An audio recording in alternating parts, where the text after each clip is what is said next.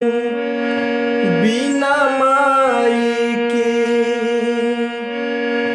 बिना माई के बेटा अधूरा बा। बिना माई के बेटा अधूरा बा। माई बिना न कुछ पूरा बा। बिना माई के बेटा अधूरा बा।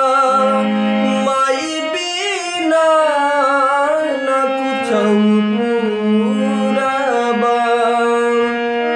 धन दौलत सब शोहरत, धन दौलत सब शोहरत इहवा पूरा बा। बिना माई के बेटा अधूरा बा।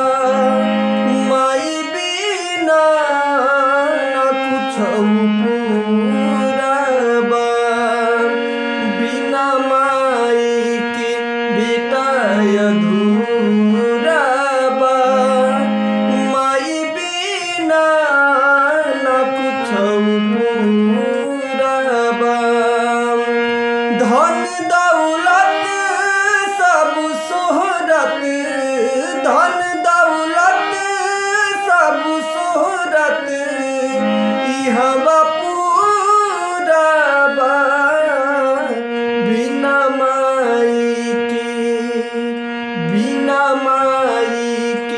बेटा अधूरा बा। माई बिना न कुछ पूरा बा।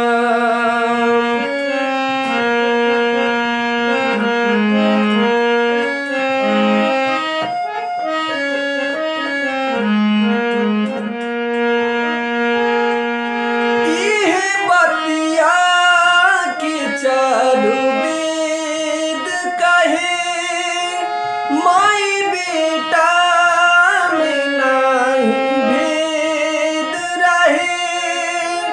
इहे बतिया के चारू वेद कहे, माई बेटा में नाही भेद रहे।